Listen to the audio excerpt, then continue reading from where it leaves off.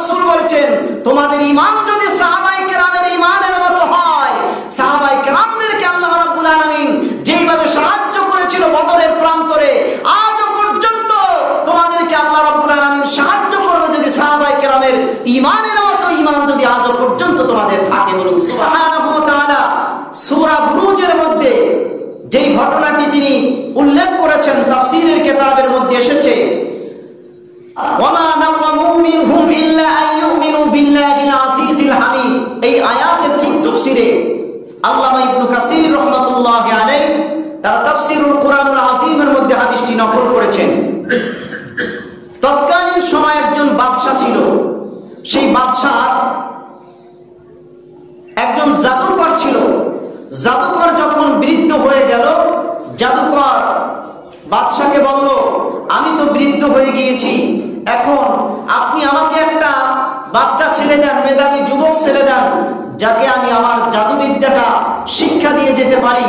আমি মারা গেলেও যেন আপনার রাজ্যে জাদুবিদ্যাটা অক্ষত থাকে, সেজন্য আপনি আমাকে একটা মেধাবী যুবক বাচ্চা ছেলে আপনি আমাকে দেন। বাদশা একজন মেধাবী যুবককে ওই জাদুকরের নিকট প্রেরণ করলেন, পাঠায় দিলেন, যাও অমুক ব্যক্তির কাছ থেকে, অমুক জাদুকর গুরুর কাছ থেকে তুমি জাদুবিদ্যার শিক্ষা গ্রহণ করো। বাদশা যখন সেই জাদুবিদ্যার গুরুর কাছে যখন পাঠায় দিল, সেই গুরুর কাছে যাওয়ার সময় একজন সাধক, যে আল্লাহ পাকের কথা মানুষদেরকে শোনায়, দ্বীনের কথা, আল্লাহর তাওহীদের কথা, উলুহিয়াতের কথা মানুষদেরকে শোনায়, মানুষদেরকে শিক্ষা দেয়, এমন একজন ব্যক্তিকে অতিক্রম করে ওই জাদুবিদ্যার সেই গুরুর কাছে যেতে হয়। তো যাওয়ার সময় প্রায় সময় এই বাচ্চা ছেলেটি তিনি কি করলেন, ওই সাধকের কাছে তিনি যাইতেন, গিয়ে মানুষদের কাছে তিনি বসতেন, বসে বসে সাধকের কথাগুলো শুনতেন, আর তিনি জাদুবিদ্যাও শিখতে লাগলেন গুরুর কাছ থেকে। জাদুবিদ্যাও একদিকে শিখতে লাগলেন, আর গুরুর কাছ থেকে ধর্মীয় দীক্ষাও তিনি নিতে লাগলেন। এখন কয়েকদিন যাওয়ার পরে হঠাৎ করে তিনি যখন জাদুবিদ্যা শিক্ষার জন্য তার গুরুর কাছে যাচ্ছিলেন, পথিমধ্যে দেখা যায় বড় ধরনের সিংহ বা এই ধরনের বড় একটি প্রাণী রাস্তা জুড়ে, রাস্তার মাঝখানে বসে আছে, রাস্তা জুড়ে বসে আছে। এবার যুবকটি বলল, আজকে আমি একটা পরীক্ষা করব, আমি যেই ওস্তাদের কাছ থেকে জাদুবিদ্যা শিক্ষা গ্রহণ করতেছি, আমি আজকে পরীক্ষা করব এই জাদুবিদ্যা সত্য না সাধক যে আমাকে যেই দীক্ষা দিচ্ছেন ধর্ম বিষয়, যেই বিষয়গুলো উলুহিয়াতের কথাগুলো আমাকে শিক্ষা দিচ্ছেন, সেই ধর্ম ঠিক, কোনটা ঠিক আমি আজকে যাচাই বাছাই করব।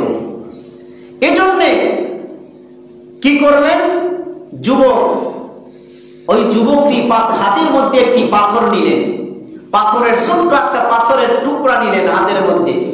নেওয়ার পরে তিনি বললেন, যদি এই পাথরের আঘাতে যদি প্রাণীটি মারা যায়, তাহলে মনে করব যে সাধকের ধর্ম সত্য, আর যদি পাথরের আঘাতে যদি প্রাণীটি মারা না যায়, তাহলে জাদুবিদ্যা সত্য।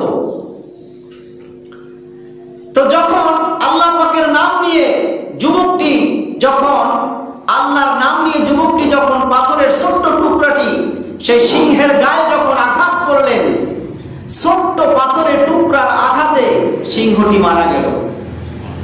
মানুষগুলো তারা রাস্তা দিয়ে চলাচল শুরু করলো, তার এই অলৌকিক পাওয়ার বা ক্ষমতা যখন দেখলো, মানুষ তার কাছে দলে দলে আসতে শুরু করলো। দলে দলে যখন তার কাছে আসতে শুরু করলো, তার কাছ থেকে রোগের শেফা হিসেবে ফু নিতে শুরু করলো। ধবল রোগীরা আসলো, এসে বলল, তুমি আমার জন্য দোয়া করো, আমার রোগটা যেন ভালো হয়ে যায়। তিনি আল্লাহর নামে আল্লাহর কাছ থেকে আল্লাহর কাছে দোয়া করলেন এই ধবল রোগীর জন্য, ধবল রোগী ভালো হয়ে গেল। প্রত্যেক রোগী তার কাছে আসতে শুরু করলো। এই খবর যখন রাজ্যের মধ্যে ছড়িয়ে গেল, মানুষ দলে দলে তার কাছে আসতে লাগলো। সমস্ত রোগ থেকে বান্দারা মুক্তি পেতে লাগলো। যখন রাজ্যের একজন উজির, ওই বাদশাহের, ওই জালিম বাদশাহের রাজ্যের একজন উজির যখন দুই চোখে অন্ধ ছিল, এই খবর যখন বাচ্চা যুবকের কাছে সেই উজিরও চলে আসলো, এসে বলল, তোমার কথা শুনেছি, তুমি নাকি আল্লাহর কাছে, তুমি নাকি তোমার কার কাছে দোয়া করলেই নাকি তুমি মানুষের রোগ ভালো করে দিতে পারো। আমার তো, আমি দুই চোখে অন্ধ, তুমি আমার জন্য দোয়া করো যেন আমার রোগ থেকে, আমি এই রোগ থেকে যেন মুক্তি পেয়ে যাই, আমি যেন দুই চোখ দিয়ে দেখতে পারি, তুমি যা চাইবে আমি তোমাকে দিয়ে দিব। যুবকটি বলল, হে আল্লাহর বান্দা, শুনে নাও, আমি তোমার কাছে টাকা চাই না, পয়সা চাই না, ধন সম্পদ চাই না।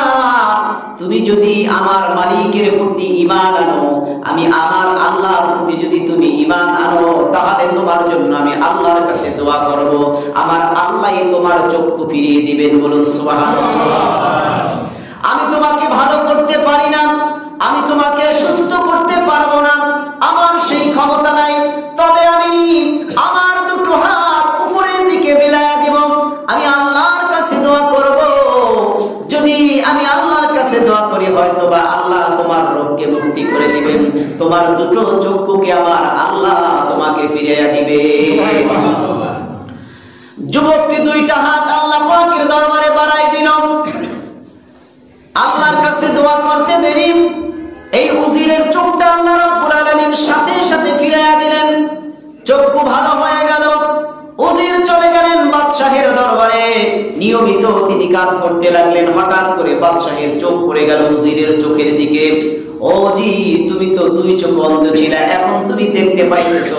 এমন কোন হাকিম তুমি দেখাইছো, এমন কোন ডাক্তার তুমি দেখাইছো, যেই ডাক্তারের চিকিৎসার কারণে তোমার চক্ষু তুমি ফিরাইয়া পেয়েছো। সুবহানাল্লাহ। এমন কোন ডাক্তার তুমি দেখাইছো, যেই ডাক্তারের চিকিৎসার কারণে তোমার চক্ষু তুমি ফিরাইয়া পেয়েছো? কোন ডাক্তার তুমি দেখাইছো? তিনি বলেন, উজির ডেকে ডেকে বলল, বাদশাহ, ও বাদশাহ, আমি কোন ডাক্তার দেখাই নাই, আমি কোন কবিরাজ দেখাই নাই, আমি একজন সত্তা আল্লাহ রাব্বুল আলামিনের প্রতি ঈমান এনেছি, আল্লাহ পাক আমার চক্ষু আমাকে ফিরাইয়া দিয়েছে। বাদশাহ বলল, আমি তো তোমার প্রভু, আমি তো তোমার চক্ষু ফিরিয়ে দিয়েছি। নাউযুবিল্লাহ বলেন, আমি তো বাদশাহ, আমি তোমার চক্ষু ফিরিয়ে দিয়েছি। বলেন, না না, আপনারও যিনি রব, আমি উজিরেরও যিনি রব, যিনি মালিক, তিনি হচ্ছেন আমার আল্লাহ, আমার আল্লাহই আমার চক্ষুকে ফিরিয়ে দিয়েছে। সুবহানাল্লাহ।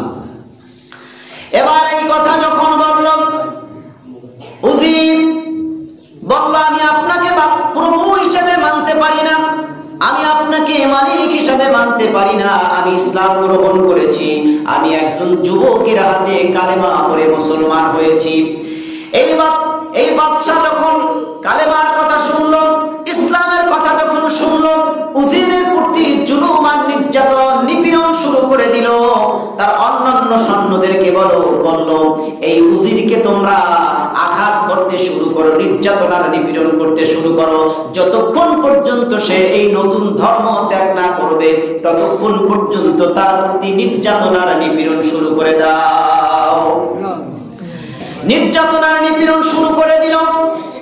তারপরে শেষ পর্যন্ত বলল, তুমি কোথা থেকে এই নতুন ধর্ম দীক্ষা পেয়েছো? সেই যুবকটিকে, যুবকটি যেই বাচ্চা জাদুকর, যেই জাদুকর তিনি নতুন ভাবে শিক্ষা গ্রহণ করতেছেন, এখন পর্যন্ত বাদশা জানে না যে তিনি নতুন ধর্ম গ্রহণ করেছেন। বাদশা যখন যুবকটির নাম বলে দিল, যুবকটিকে বাদশাহের দরবারে আনা হলো।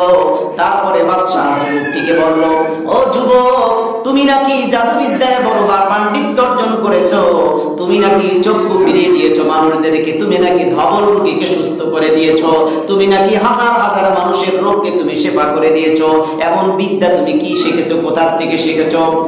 তারপরে বলল, আমি কোন বান্দাকে সুস্থ করতে পারি না, আমি আল্লাহ রাব্বুল আলামিনের প্রতি ঈমান এনেছি, তাওহীদকে বিশ্বাস করেছি, একাত্মবাদকে বিশ্বাস করেছি। সেই আল্লাহর কাছে আমি যদি দোয়া করি, আমার আল্লাহ আমার দোয়া কবুল করে না, আল্লাহর বান্দাদের রোগকে আল্লাহ রাব্বুল আলামিন শিফা করে দেন। তারপরে তিনি বলল, আমি তো প্রভু, আমি তো তোমাকে সবকিছু পরিচালনা করি, আমি তো প্রভু, আমি তো মালিক, সবকিছুর দেখাশোনা, এই রাজ্যের সবকিছুর দেখাশোনা তো আমি করি, আমি তো আমার এই বান্দার, এই রাজ্যের সকল ব্যক্তিদেরকে সুস্থ করে দেই। তারপরে যুবকটি বলল, না না না, এ বাদশা, আপনি কোন মানুষকে সুস্থ করতে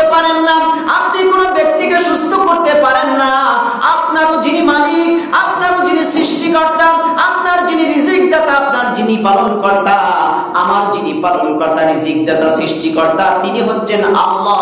তিনি এক, অদ্বিতীয়, তার সাথে কোনো শরীক নাই।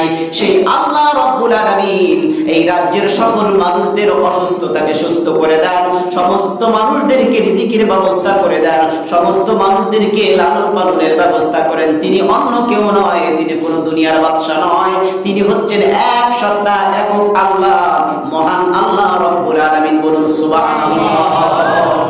এই কথা যখন যুবকটি বলল, যুবকের প্রতি চরম নির্যাতন আর নিপীড়ন শুরু করে দিল জালিম বাদশা।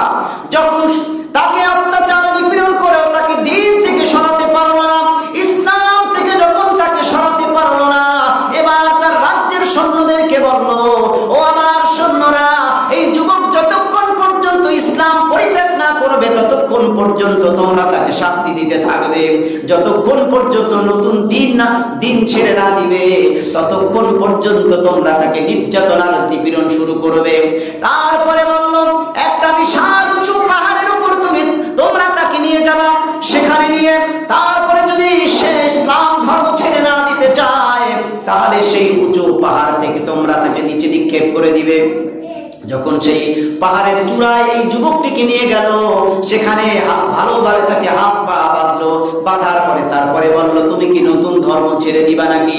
বলল, না না, আমার শরীরের মধ্যে এক বিন্দু রক্ত থাকতে, এক বিন্দু ঈমান যতক্ষণ পর্যন্ত আমার শরীরের মধ্যে থাকবে ততক্ষণ পর্যন্ত আমি আমার ধর্ম ত্যাগ করব না। সুবহানাল্লাহ। যুবকটি আল্লাহ রাব্বুল আলামিনের কাছে দুটো হাত তুলে আল্লাহর কাছে বলল, আয়া রব্বে কারীম, তুমি আমাকে জালিমদের হাত থেকে হেফাজত করো। আল্লাহ রাব্বুল আলামিন যুবকটির দোয়া কবুল করে নিলেন। পাথর সেই পাহাড়টা কাঁপা শুরু হয়ে গেল, কম্পন শুরু হয়ে গেল। সমস্ত জালিমরা সেই পাহাড় থেকে পড়ে গিয়ে ধ্বংস হয়ে গেল। আল্লাহর বান্দা এই যুবকটি শান্ত শিষ্টভাবে বাদশাহের দরবারে চলে গেল। সুবহানাল্লাহ। বাদশাহ দরবারে যখন গেল, বাদশাহ বলল, এই অবস্থা কেন? আমার সৈন্য কোথায়? তুমি অক্ষত অবস্থায় কিভাবে আছো? আমার সৈন্যরা কোথায়? যুবকটি বলল, তোমার সৈন্যরা সব ধ্বংস হয়ে গিয়েছে, আমার আল্লাহ আমাকে নিরাপদে তোমার এখানে ফিরিয়ে দিয়েছে। বলুন সুবহানাল্লাহ। আবার সৈন্যদেরকে বলল, এবার তোমরা এই যুবকটিকে ভালোভাবে বেঁধে সমুদ্রের মধ্যে নিয়ে যাও, তারপরে যতক্ষণ পর্যন্ত সে দিন ছেড়ে না দিবে ততক্ষণ পর্যন্ত তাকে শাস্তি দিবে, তারপরে তোমরা সমুদ্রের মধ্যে নিক্ষেপ করে দিবে। এইভাবে বলার পরে সৈন্যরা আবার তাকে সমুদ্রে নিয়ে গেল। তিনি তারপরেও যত নির্যাতন করুক না কেন যুবকটি দিন ছেড়ে দেয় না। তারপরে কি করলো, এই যুবকটি যখন আল্লাহর কাছে আবার দোয়া করলেন, আল্লাহ দোয়া কবুল করে নিলেন। সমস্ত কাফেরেরা ধ্বংস হয়ে গেল, সমুদ্রের মধ্যে পড়ে গিয়ে ধ্বংস হয়ে গেল। যুবকটি অক্ষত অবস্থায় বাদশাহের দরবারে চলে আসলো। এবার যুবকটি বলো, সংক্ষিপ্ত করে বলছি, অনেক লম্বা ঘটনা। যুবকটি বলল, বাদশারে, ও বাদশাহ, এভাবে যত পরিকল্পনাই করো না কেন আমাকে তুমি হত্যা করতে পারবে না, আমাকে ধ্বংস করতে পারবে না। তবে একটা ফন্দি, একটা কৌশল তোমাকে বলে দিচ্ছি। এই কৌশলটা যদি তুমি অবলম্বন করো, এই কথা মতো যদি তুমি কাজ করো, তাহলে আমাকে মারতে পারবে, নতুবা পারবে না। ও বাদশা শোনো, আমাকে একটা গাছের সাথে ভালোভাবে বেঁধে তারপরে যদি তুমি আমাকে তীর নিক্ষেপ করো আর বিসমিল্লাহি রাব্বি হাদাল গোলাম এই কথা বলে যদি তুমি তীর নিক্ষেপ করো, তাহলে আল্লাহ রাব্বুল আলামিন আমার জান কবজ করে দিবেন, আমাকে দুনিয়ার থেকে বিদায় করে দিবেন। বলুন সুবহানাল্লাহ। আমি মারা যাব। তাই করলো বাদশা, তাই করলো, গাছের সাথে বাঁধলো। তারপরে বলল, বিসমিল্লাহি রাব্বি হাদাল গোলাম, এই গোলামের যিনি রব তার নামে তীর নিক্ষেপ করছি। এই কথা বলে যখন তীর নিক্ষেপ করলো, যুবকটি দুনিয়া থেকে বিদায় নিয়ে চলে গেল। তারপরে শোনো, এই যুবকটিকে একটি শর্ত দিয়েছিল, এই যুবকটি একটা শর্ত দিয়েছিল। সেই শর্তটা হলো, ও বাদশা, আমাকে হত্যা করার আগে একটা মাঠের মধ্যে সমস্ত রাজ্যের লোকগুলোকে একত্রিত করতে হবে। সমস্ত মানুষগুলো যখন একত্রিত হবে, সেই মানুষের সামনে আমাকে একটা গাছের সাথে ভালো করে বেঁধে তারপরে তুমি তীর নিক্ষেপ করবা, এই একটা শর্ত তিনি লাগাই দিলেন। যখন সমস্ত মানুষদেরকে একত্রিত করে বাচ্চা যখন এই গাছের সাথে ভালো করে বেঁধে তীর যখন নিক্ষেপ করলো, তীর নিক্ষেপ করেছে, বলছে বিসমিল্লাহি রব্বি হাযাল গুলাম, এই গোলামের যিনি রব তার নামে আমি তীর নিক্ষেপ করছি। এই কথা বলে বাচ্চা যখন তীর নিক্ষেপ করলো, যুবকটির কপালের মধ্যে তীর এসে লাগলো, যুবকটি সাথে সাথে দুনিয়ার থেকে বিদায় নিয়ে চলে গেল। আর ময়দানে লক্ষ লক্ষ, সেখানে তাফসীরের কিতাব এসেছে ৭০,০০০ মানুষ ছিল। কত হাজার? ৭০,০০০ মানুষ সেই ময়দানে উপস্থিত ছিল। সমস্ত মানুষগুলো বলল যুবকের ধর্মই সত্য। যুবক হাজারো নির্যাতন করার পরেও তার দিন থেকে এক বিন্দু সরে যায় নাই। জীবনকে উৎসর্গ করে ঈমানের উপর অবিচল থেকে, দ্বীনের উপর অবিচল থেকে যুবকটি তার ধর্মের উপরে অবিচল রয়েছে, স্থির ইস্তেকামাত রয়েছে। এই যুবকের ধর্মই সত্য। সাথে সাথে ৭০,০০০ মানুষ ওই মুহূর্তে কালেমা পড়ে মুসলমান হয়ে গেল। এবার বাচ্চা বলল, এ উজির নাজির ভাইয়েরা, আমি যে কাজ করার জন্য এই যুবকটিকে হত্যা করলাম, কিন্তু দেখতেছি উল্টা হয়ে গেল। বরঞ্চ তার ধর্মই সত্য মনে করে এই রাজ্যের ৭০,০০০ মানুষগুলো মুসলমান হয়ে গেল। আমি বুঝতে পারলাম না কি থেকে কি হয়ে গেল। এবার তিনি কি করলেন? রাস্তার মনে মনে গর্ত খনন করলেন, পরীক্ষা খনন করলেন। ও উজির নাজিরেরা, তোমরা পরীক্ষা খনন করো, গর্ত খনন করো, সেখানে কাঠ দিয়ে আগুন জ্বালিয়ে দাও, যতক্ষণ পর্যন্ত যে সমস্ত মানুষগুলো ঈমান এনেছে এদেরকে নির্যাতন করবা, নিপীড়ন করবা। যদি তারা দিন থেকে নতুন যে দিন গ্রহণ করেছে, দিন যদি ছেড়ে দেয় তাদেরকে মাফ করে দিবা। আর যারা দিন ছেড়ে না দিবে তাদেরকে এই আগুনের কুণ্ডুলির মধ্যে নিক্ষেপ করে দুনিয়ার থেকে বিদায় করে দিবা। বাদশাহের কথা মতো উজির নাজিরেরা গর্ত খনন করলো, পরীক্ষা খনন করলো, আগুন জ্বালালো। আগুন জ্বালানোর পরে যে সমস্ত মানুষগুলা ধর্ম ছেড়ে দিতে রাজি হলো তাদেরকে মাফ করে দিল। আর যারা দ্বীনের উপর ইস্তেকামাত থাকলো, যারা আল্লাহর উলুহিয়াতকে বিশ্বাস করে ঈমানের উপর অবিচল রইল, তাদেরকে বলল তোমরা জাহান্নাম এই কুণ্ডুলির আগুনের কুণ্ডুলির মধ্যে লাফ দিয়ে দাও, তোমরা আত্মহত্যা করো। আল্লাহ রাব্বুল আলামিনের যারা নেককার বান্দা ছিল, ঈমানের উপর অবিচল ছিল, ওই বান্দাগুলোর মধ্যে আল্লাহ রাব্বুল আলামিন ঈমানের এত বেশি পাওয়ার ঢেলে দিলেন, ওই মানুষগুলোর সাথে সাথে আগুনের কুণ্ডুলির মধ্যে লাফ দিল। লাফ দিতে দেরি আল্লাহর হাবিব নবীজি বলেন তারা জান্নাতের বাগানের মধ্যে প্রবেশ করতে দেরি করলো না। এক মায়ের সন্তান, একটা মা তার কোলের মধ্যে সন্তান ছিল, বাচ্চা শিশু ছিল। বাচ্চা শিশু তার মায়ের চেহারার দিকে তাকায়া দেখতেছে, মা এই আগুনের কুণ্ডুলির মধ্যে তাকায়া তাকায়া দেখতেছে। সে লাফ দিবে কি দিবে না চিন্তা করতেছে, ইতস্ত করতেছে। ওই বাচ্চা শিশুর জবান দিয়ে আল্লাহ রাব্বুল আলামিন জবানটা খুলে দিলেন। বাচ্চা শিশু তার মাকে বলল, ও মা, কোনো চিন্তা করো না, কোনো চিন্তা করো না, তুমি যেই দিনের উপর আছো সেই দিন সত্য দিন, সেই দিন হলো সত্য ধর্ম। তুমি এক বিন্দু পরিমাণ কাফের মুশরিকদের কথায় তুমি বিচলিত হয়ো না, হতাশ হয়ো না। তুমি আগুনের কুণ্ডলীর মধ্যে লাফ দিতে দেরি হবে, আমার আল্লাহ তোমার জন্য জান্নাত প্রস্তুত করতে দেরি করবেন না। সুবহানাল্লাহ। ও মা, তুমি আগুনের কুণ্ডলীর মধ্যে লাফ দাও, আমিও আগুনের কুণ্ডলীর মধ্যে লাফ দিতে প্রস্তুত আছি। বলুন সুবহানাল্লাহ। এই বাচ্চা শিশু এবং তার মা সেই আগুনের কুণ্ডলীর মধ্যে লাফ দিয়ে এভাবে করে ৭০,০০০ মানুষ, কালিমা পড়নেওয়ালা মানুষগুলো আগুনের কুণ্ডলীর মধ্যে লাফ দিল, কিন্তু ঈমানকে নষ্ট করলো না।